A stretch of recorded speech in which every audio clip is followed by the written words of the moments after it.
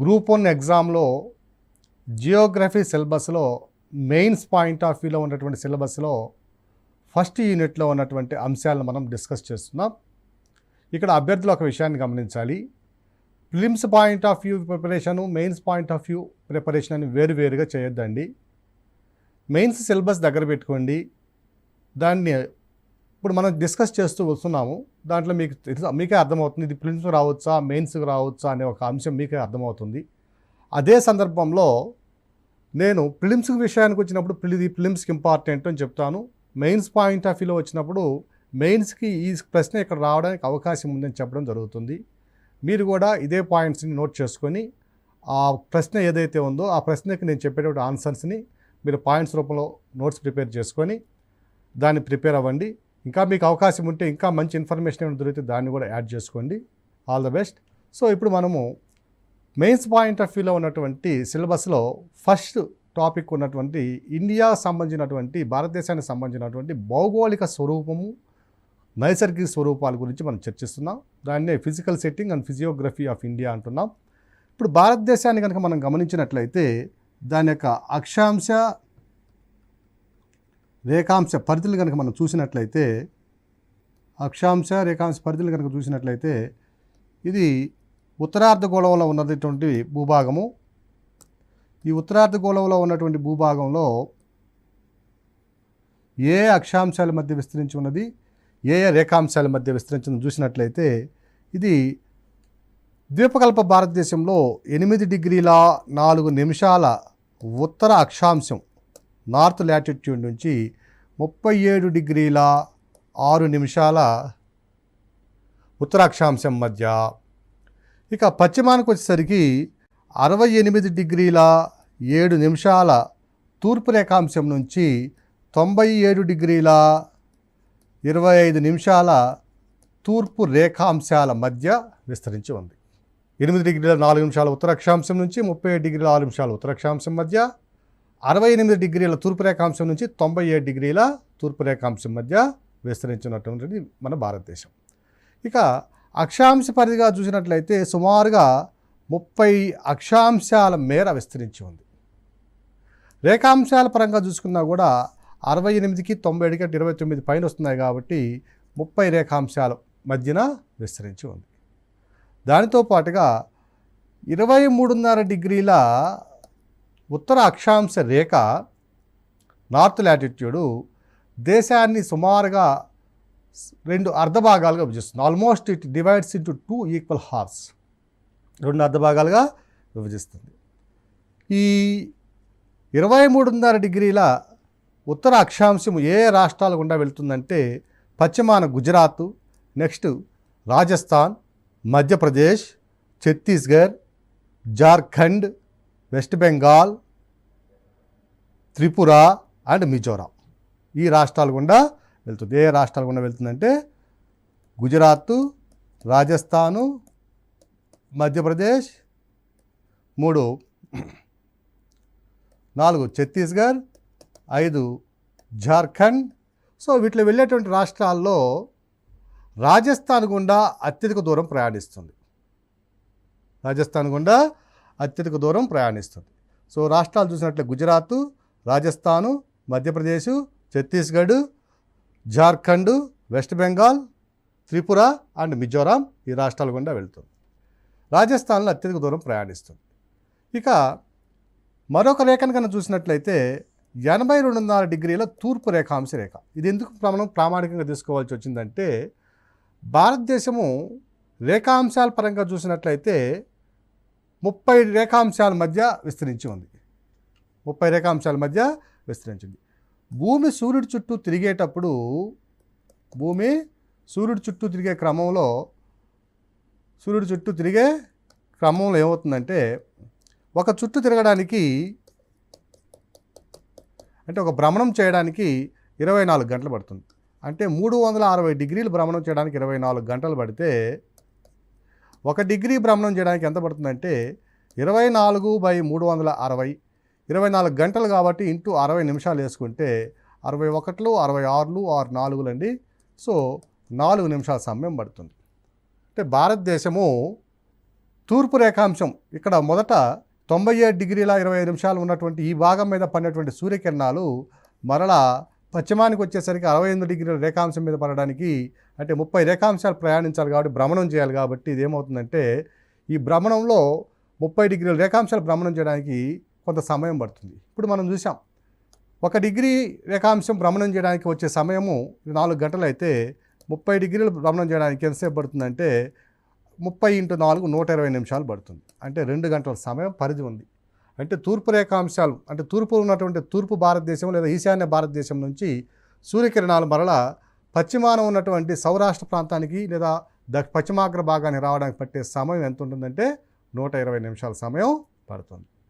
So తూర్పున ఉన్న వాళ్ళకి పశ్చిమాన ఉన్న వాళ్ళకి మధ్య 2 గంటల వ్యవధి సమయం ఉంది కాబట్టి ఈ 2 గంటలని కవర్ చేయడం కోసం భారతదేశ ప్రభుత్వం ఏం చేస్తుందంటే ఉన్నటువంటి 82.5 డిగ్రీల తూర్పు రేఖాంశం ఏదైతే ఉందో ఈ రేఖాంశాన్ని మనము ప్రామాణిక రేఖాంశంగా తీసుకుని దాని ప్రకారం మనం కాల నిర్ణయం అనేది జరగడం జరిగింది. సో 82.5 డిగ్రీల తూర్పు రేఖాంశంలో ఉన్నటువంటి రాష్ట్రాలను కనుక మనం పరిశీలించినట్లయితే మొదటి రాష్ట్రం పైన ఉన్నటువంటి రాష్ట్రము ఉత్తరప్రదేశ్ రాష్ట్రం. ఉత్తరప్రదేశ్లో ఉండే అలహాబాద్ సమీపం గుండా ఈ 82.5 డిగ్రీల తూర్పు రేఖాంశం ప్రయాణిస్తుంది.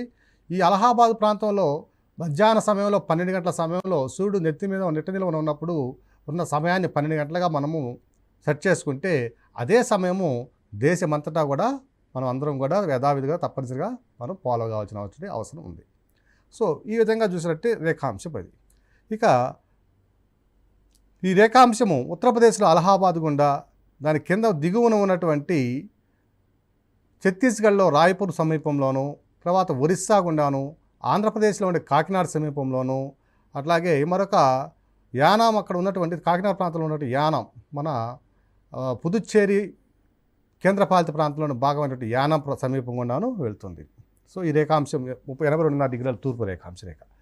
ఇక వాతావరణ పరంగా మనం చూసినట్లయితే భారతదేశము 23.5 డిగ్రీల తిరుగు భాగంలో ఉన్నటువంటి ప్రాంతం అంతా కూడా ట్రోపికల్ జోన్లో ఉంటుంది. అది సో ఆయన రేఖా ప్రాంత శీతోష్ణకి సంబంధించినటువంటి వాతావరణం ఉంటుంది. 23.5 డిగ్రీల పైన ఉన్నటువంటి ప్రాంతం అంతా కూడా 23.5 నుంచి 32-33 డిగ్రీల ప్రాంతం వరకు ఉన్న ప్రాంతం అంతా కూడా ఉప ఆయన రేఖ సబ్ ట్రోపికల్ జోన్కి సంబంధించినటువంటి వాతావరణం. ఆ పైన ఉన్నటువంటి హిమాలయ ప్రాంతాల్లో ఎగువన ఉన్నటువంటి కారాకోరం, లడాక్, జస్కరు, కైలాసగిరి, ఈ కైలాస్ శ్రేణి ఈ ప్రాంతం అంతా కూడా ఒక అక్షాంశాల పరంగా చూసినట్లయితే మధ్య శీతోష్ణ స్థితి ప్రాంతం లేదా మెడిటరేనియన్ శీతోష్ణ స్థితి మెడిటరేనియన్ క్లైమేట్కి సంబంధించినటువంటి ప్రాంతం. సో భారతదేశం మళ్ళీ దిగువను చూసినట్లయితే 8 డిగ్రీల ప్రాంతంలో ఉన్నటువంటి మన దక్షిణాగ్ర భాగమైనటువంటి ఈ తిరువనంతపురము, దాని కింద ఉన్న ప్రాంతాలు, అలాగే దాని కింద ఉన్నటువంటి ఈ అండమాన్ నికోబార్ దీవులు, లక్షద్వీపులు వీటన్నిటి కనుక చూసినట్లయితే ఇవన్నీ కూడా భూమధ్యరేఖా ప్రాంత శీతోష్ణకి సంబంధించినటువంటి భూమధ్యరేఖా ప్రాంత శీతోష్ణ ఈక్వటోరియల్ క్లైమేట్కి సంబంధించినటువంటి ప్రాంతాలు ఇవన్నీ కూడా. సో శీతోష్ణ పరంగా మనం చూసినట్లయితే భారతదేశంలో వైవిధ్యభరితమైన శీతోష్ణ స్థితి ఉంది.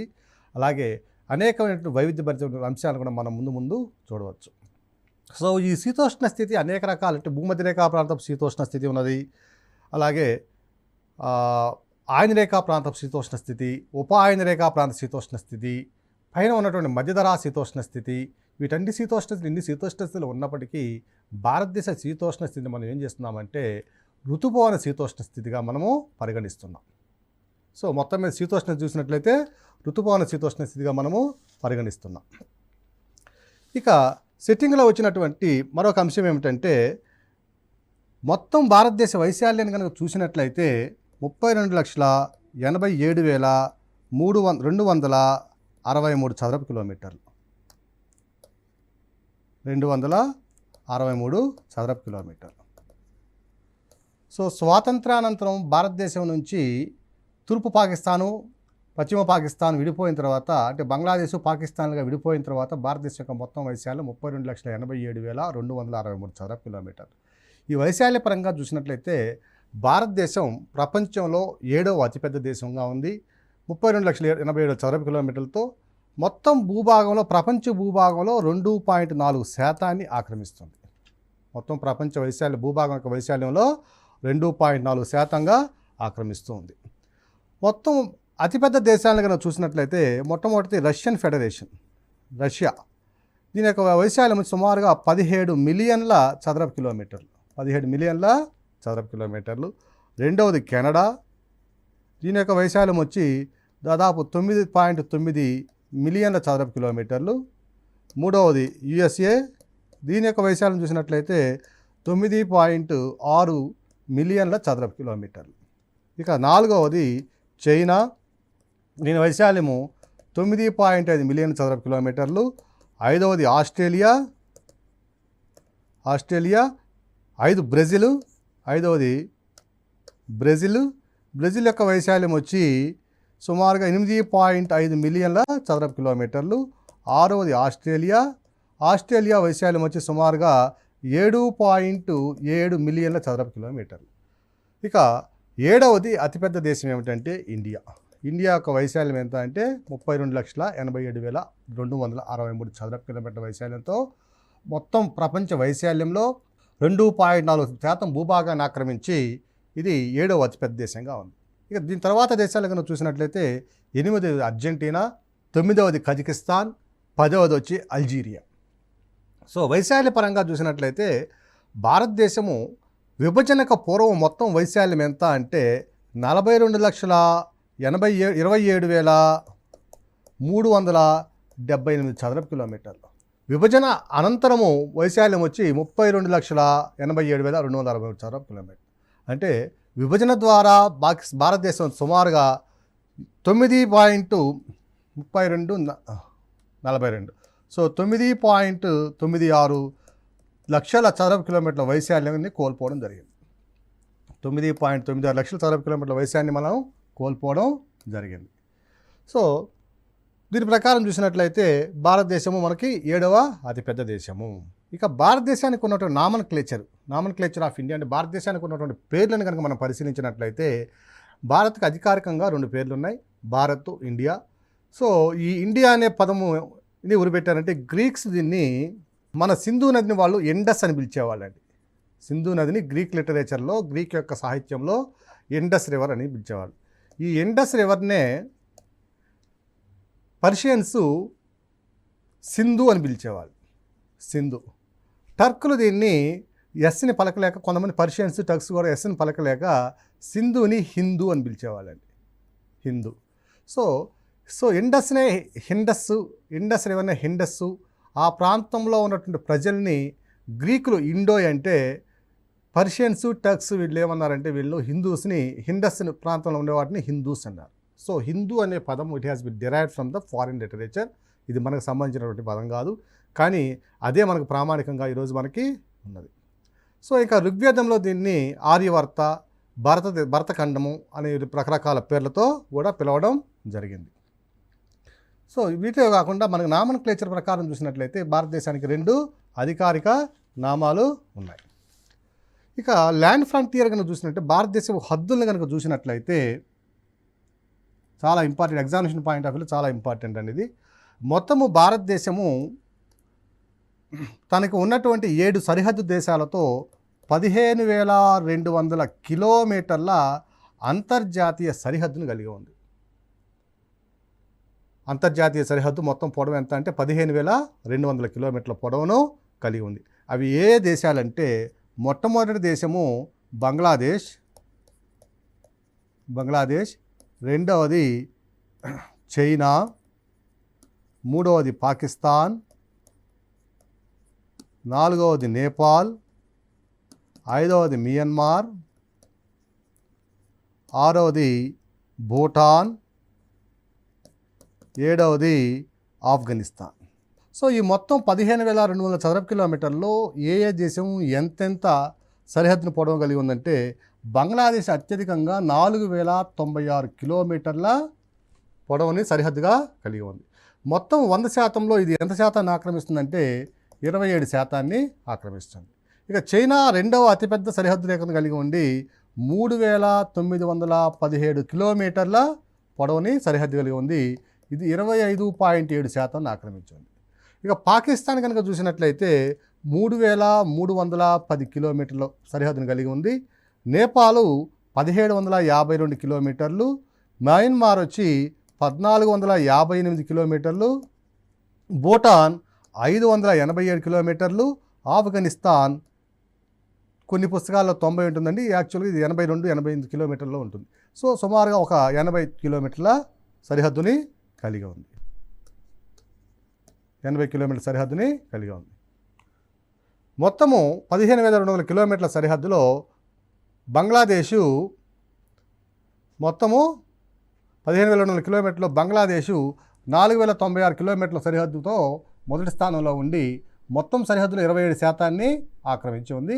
రెండవది చైనా, మూడవది పాకిస్తాన్, నాలుగవది నేపాల్, 5 మయన్మార్, 6 భూటాన్, 7 ఆఫ్ఘనిస్తాన్. ఈ 7 దేశాలతో మొత్తం సరిహద్దు పొడవు ఎంత ఉందంటే 15,100 కిలోమీటర్ల పొడవు కలిగి ఉంది. ఇక ఒక్కొక్క దేశాన్ని కనుక మనం చూసినట్లయితే మొట్టమొదటి బంగ్లాదేశ్ని కనుక చూసినట్లయితే బంగ్లాదేశ్కు సరిహద్దుగా ఉన్నటువంటి మన రాష్ట్రాలను కనుక మనం చూసినట్లయితే ఇక్కడ బంగ్లాదేశ్ సరిహద్దు కలిగిన రాష్ట్రాలు కనుక మనం చూసినట్లయితే ఇక్కడ వెస్ట్ బెంగాల్ ఉందండి. దీని తర్వాత లాంగెస్ట్ బౌండరీ ఉంది వెస్ట్ బెంగాల్తో, అతిపెద్ద సరిహద్దు వెస్ట్ బెంగాల్తో. ఇది మయన్మారు, ఇటు పక్క అండి. ఇది బంగ్లాదేశ్. సో బంగ్లాదేశ్ ఏ రాష్ట్రాలతో సరిహద్దును కలిగి ఉంది అంటే వెస్ట్ బెంగాల్ అతిపెద్ద సరిహద్దును కలిగి ఉంది. దాని తరువాత లాంగెస్ట్ ఇక్కడ అస్సాం, దాని తరువాత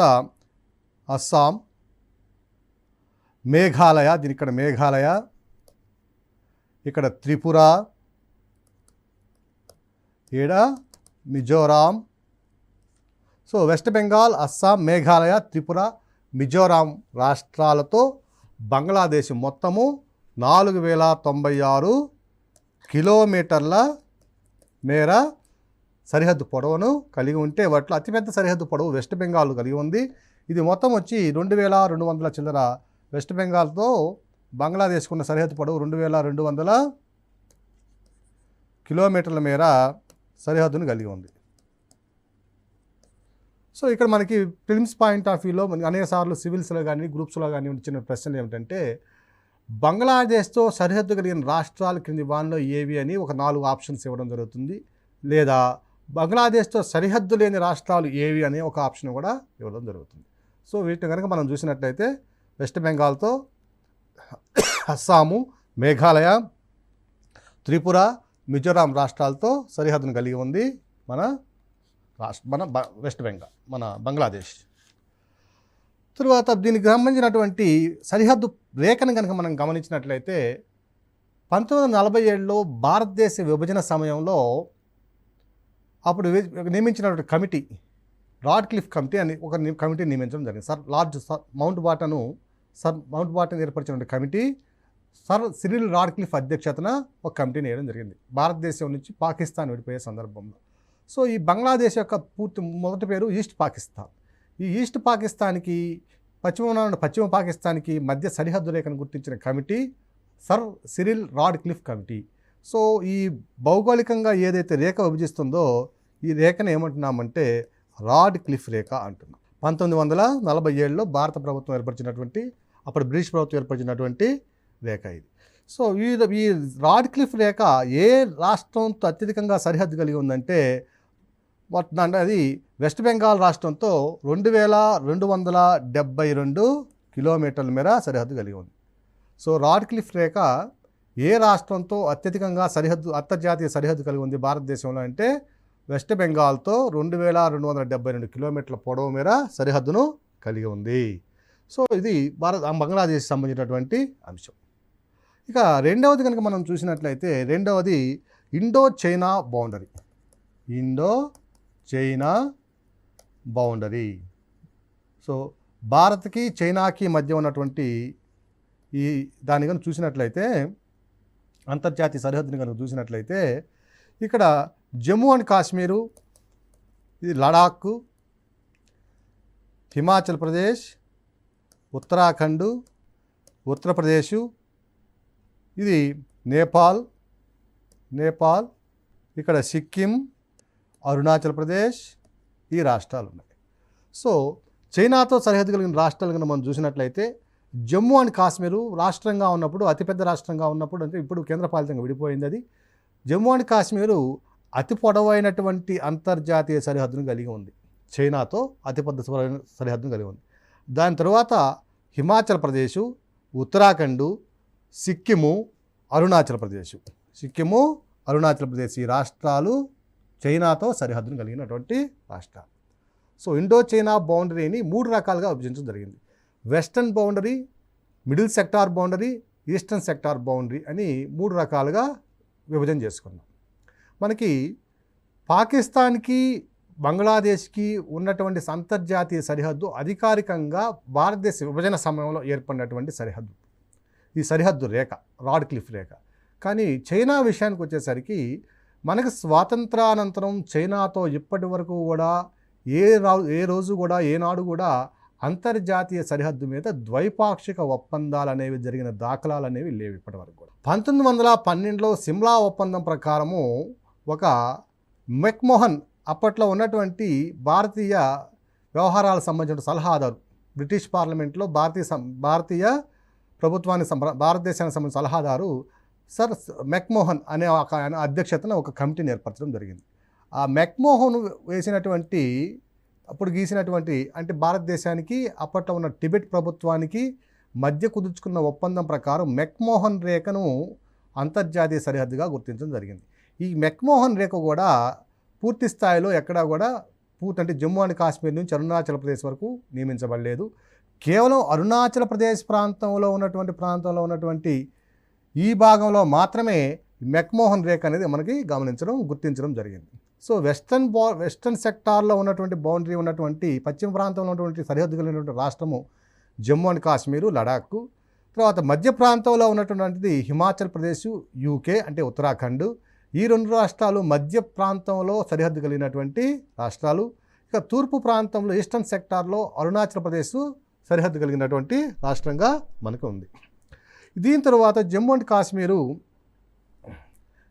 కాశ్మీర్ కనుక గమనించినట్లయితే 1962లో భారతదేశం మీదకి చైనా దండెత్తడం జరిగింది. 1954లో చైనాతో పంచశీల ఒప్పందం కుదుర్చుకున్నప్పటికీ ఆ పంచశీల ఒప్పందాన్ని పెడచెవిన పెట్టి దాన్ని గౌరవించకుండా 1962లో భారత ప్రభుత్వం మీదకి చైనా దండెత్తడం జరిగింది. ఈ చైనా దండెత్తిన సందర్భంలో ఇక్కడ ఆక్సాయ్ చిన్ ప్రాంతంలో సుమారుగా ఒక 50,000 చదరపు కిలోమీటర్ల ప్రాంతంలో ఉన్న వైశాల్యం ఉన్న ప్రాంతాన్ని ఆక్సాయ్ చిన్ ప్రాంతంలో ఇది దండెత్తి ఆక్రమించడం జరిగింది. అదే సందర్భంలో 1961లో భారతదేశం నుంచి కొంత భూభాగాన్ని పాకిస్తాన్ కూడా ఆక్రమించడం జరిగింది. సో ఈ ప్రాంతంలో ఆక్రమించిన ప్రాంతంలో హూజా గిల్గిత్ అనే ప్రాంతాన్ని పాకిస్తాను అతసొమ్ము అల్లుడు దానం చేసినట్టు భారతదేశానికి సంబంధించిన భూభాగాన్ని చైనాకు అప్పగించడం జరిగింది. సో ఈ ప్రాంతమేమో ఆక్సాయ్ చిన్ ప్రాంతము. ఈ ఆక్సాయ్ చిన్ ప్రాంతంతో పాటు 1962లో దీన్ని ఆక్రమిస్తే 1963లో కాశ్మీర్కి ఎగువ కాశ్మీర్ ప్రాంతంలో ఈ ప్రాంతంలో ఏం చేసిందంటే హూజా గిల్గిత్ అనే ప్రాంతాన్ని భారతదేశానికి సంబంధించిన భూభాగాన్ని పాకిస్తాన్ చైనాకి అప్పగించడం జరిగింది. సో ఈ విధంగా ఈ ప్రాంతంలో ఇటువైపేమో పాకిస్తాను, ఇటువైపేమో ఆక్సాయ్ చిన్ ప్రాంతాన్ని చైనా ఆక్రమించి ఉన్నాయి. ఈ మధ్య ప్రాంతంలో మనకి ఇక్కడ ఆఫ్ఘనిస్తాన్ సరిహద్దును కలిగి ఉంది. మనం చూపించినటువంటి ఈ ప్రాంతంలో ఆఫ్ఘనిస్తాన్కి సరిహద్దు కలిగి ఉంది. సో ఇది చాలా రక్షణ పరంగా చాలా కీలకమైనటువంటి ప్రాంతం, సున్నితమైన ప్రాంతంగా ఉంది. దీని గురించి మరలా చూద్దాం. సో ఈ ఆక్సాయ్ చిన్ ప్రాంతంలో ఉన్నటువంటి ఈ ప్రాంతాన్ని ఏమంటున్నామంటే సోడా మైదానాలు అంటాం. ఇది 2006లోనో 2007లోనో వచ్చినటువంటి సివిల్స్లో వచ్చినటువంటి ప్రశ్నే. అలాగే గ్రూప్ 1లో కూడా ఒకసారి సందర్భంలో అడగడం జరిగింది. సో ఆక్సాయ్ చిన్ ప్రాంతంలో ఉన్నటువంటి మైదానాలని సోడా ప్లేన్స్ అంటారు. సో ఈ సోడా ప్లేన్స్ అనేవి చాలా కీలకమైన ప్రాంతాలు. ఈ ప్రాంతం గుండానే లాసాకి, టిబెట్ రాజధాని అయినటువంటి లాసాకి కన్నా అలాగే పెంకింగ్ లేదా బీజింగ్ ప్రాంతాన్ని కలిపేటువంటి మార్గ ప్రాంతం. సో ఈ 2 ప్రాంతాలను అనుసంధానం చేసేటువంటి ప్రాంతం ఏమిటంటే సోడా మైదానాలు ప్రాంతం. ఈ సోడా మైదానాలు రక్షణ పరంగా చాలా కీలకమైనటువంటి సున్నితమైనటువంటి ప్రాంతాలు. సో ఇక్కడ ఈ ప్రాంతంలో ఏదైతే ఆక్రమించిన ఆక్సాయ్ చిన్ ప్రాంతంలో ఏదైతే ఉందో 1992లోను 1996లోను దీనికి సంబంధించినటువంటి 2 ఒప్పందాలు కుదిరాయి. చైనా ప్రభుత్వానికి భారత ప్రభుత్వానికి మధ్య 2 ఒప్పందాలు కుదిరాయి. దీన్నే సరిహద్దు రేఖగా గమనించి దాన్నే LOACగా గుర్తించారు. Line of actual control. Line of actual control, నియంత్రణ రేఖ. So line of actual control అనేది 1992లోను కుదిరి 1996లో మళ్ళీ రీకన్ఫర్మ్ చేయబడినటువంటి ప్రాంతం. So line of actual control అనేది భారతదేశానికి చైనా ఆక్రమించినటువంటి ఆక్సాయ్ చిన్ ప్రాంతానికి మధ్య ఉన్నటువంటి ఒక రేఖ. లైన్ ఆఫ్ యాక్చువల్ కంట్రోల్, వాస్తవాధీన రేఖ. సో ఈ వాస్తవాధీన రేఖ ఏమవుతుందంటే ఈ 2 ప్రాంతాలని కలుపుతుంది. సో ఈ ప్రాంతంలోనే వాస్తవాధీన రేఖ ప్రాంతంలోనే ఒక సరస్సు కూడా ఉందండి, పోంగాంగ్ సరస్సు. దాన్ని ఏమంటామంటే పోంగాంగ్ సరస్సు. ఈ సరస్సుకు కూడా ఒక ప్రత్యేకత ఉంది. ఈ పోంగాంగ్ లేక్ అనేది ఒక ఎండ్యూరిక్ లేక్ అండి. అంటే భూభాగంలో ఉన్నటువంటి సరస్సు. ఇది ఉప్పు నీటి సరస్సు. సో ఈ ఉప్పు నీటి సరస్సులో సాంద్రత ఎక్కువ కావడం వల్ల మనం దిగినా కూడా దాంట్లో మునిగిపోవడం అనేది జరగదు. మృత సముద్రం ఎలా ఉంటుందో అలాంటి వాటర్ను కలిగి ఉంది ఇది కూడా. సో ఇది ప్రస్తుతము ఒక 4-5 సంవత్సరాల పరిధి నుంచి రంసార్ ఒప్పందం ప్రకారము జీవ వైవిధ్యాన్ని కాపాడడానికి రంసార్ కన్వెన్షన్లో చేర్చడానికి పరిశీలనలో ఉన్నటువంటి ప్రాంతం పోంగాంగ్ లేక్ అనేది. ఈ పోంగాంగ్ లేకు 2 భాగాలు వాస్తవాధీన రేఖ వెంబడి లైన్ ఆఫ్ యాక్చువల్ కంట్రోల్ వెంబడి 2 భాగాలు చైనా ఆధీనంలో ఉంటే మరొక భాగం వచ్చి భారత ఆధీనంలో ఉంది. ఈ భారత ఆధీనంలో ఉన్నటువంటి వాస్తవాధీన రేఖ వెంబడి ఉన్నటువంటి ఈ పోంగాంగ్ సరస్సును కూడా ఆక్రమించడం కోసము ప్రయత్నాలు జరిగాయి 2017వ సంవత్సరంలో. కానీ భారత ప్రభుత్వం దాన్ని సమర్థంగా తిప్పికొట్టడంలో విజయం సాధించిందని చెప్పచ్చు. సో ఇక్కడ పశ్చిమ సెక్టార్లో చైనాకి భారత్కి మధ్య ఉన్నటువంటి బౌండరీ మన సరిహద్దు రేఖ ఏమిటంటే అది లైన్ ఆఫ్ యాక్చువల్ కంట్రోల్. ఇక మధ్య ప్రాంతంలో హిమాచల్ ప్రదేశ్, యూపీకి సంబంధించిన ప్రాంతంలో ఎటువంటి ఒప్పందము మన దగ్గర లేదండి. ఇక తూర్పు ప్రాంతంలో 1912లో జరిగినటువంటి సిమ్లా ఒప్పందం ప్రకారం అప్పటి భారతదేశానికి సంబంధించిన బ్రిటిష్ ప్రభుత్వానికి టిబెట్ ప్రభుత్వానికి మధ్య కుదిరిన ఒప్పందం ప్రకారం మెక్మోహన్ లైన్ అనేది ఇక్కడ సరిహద్దుగా ఉందండి. ఇక చూసినట్లయితే ఈస్టర్న్ సెక్టార్లో తర్వాత ఇప్పటి వరకు భారతదేశంతో అధికారికంగా ఎటువంటి సరిహద్దు రేఖను ఏర్పరచుకోనటువంటి దేశం ఏమైనా ఉంది అంటే అది మన అంతర్జాతీయ సరిహద్దు కలిగిన దేశాలలో అది చైనా దేశం. సో చైనా వీటితో పాటుగా మరలా ఇక్కడ ఏం చేస్తుందంటే ఇక్కడ బ్రహ్మపుత్ర నది వస్తుందండి. ఈ బ్రహ్మపుత్ర నది వచ్చే ప్రాంతంలో సుమారుగా ఒక 28 డ్యాముల నిర్మాణానికి శ్రీకారం చుట్టింది. ఈ హిమాలయ ప్రాంతాలు ఇవి పలకల అభిసరణ సరిహద్దు ప్రాంతాలు, కన్వర్జెంట్ ప్లేట్ బౌండరీస్ ఇవన్నీ కూడా. ఇక్కడ సెస్మిక్ యాక్టివిటీస్ అంటే భూకంపాలు సంభవించడానికి అవకాశం ఎక్కువగా ఉన్నటువంటి ప్రాంతం ఇది. 2 ఖండ పలకలు ఢీకొంటున్న ప్రాంతం ఇది. పలక విరూపణ సిద్ధాంతం ప్రకారము ఇట ద్వీపకల్ప భారతదేశ పలక, అటువైపు ఉన్నటువంటి ఆసియా పలక, ఉత్తర భారతదేశ పలక, ఈ 2 కూడా ఒకదాంతో ఒకటి ఢీకొంటున్న ప్రాంతాలు. కాబట్టి ఈ ఢీకొన్న ప్రాంతాల్లో అంతకుముందు ఉన్నటువంటి టెథిస్ మైదానం నుంచి ఏర్పడినటువంటి ఈ ప్రాంతమే ఈ హిమాలయ ప్రాంతాలు. సో ఈ హిమాలయ ప్రాంతాలు అనేవి సెస్మిక్ యాక్టివిటీ అధికంగా ఉన్నటువంటి ప్రాంతాలు.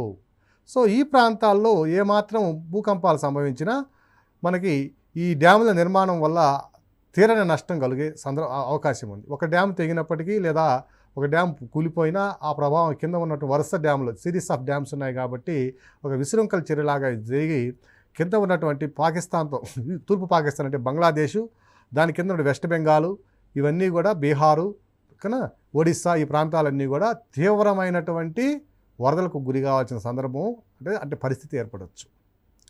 సో ఇండియా చైనా బౌండరీస్ సంబంధించినటువంటి అంశాలు ఇవి. ఈ అంశాలు నెక్స్ట్ ఎపిసోడ్లో కంటిన్యూ చేద్దామండి.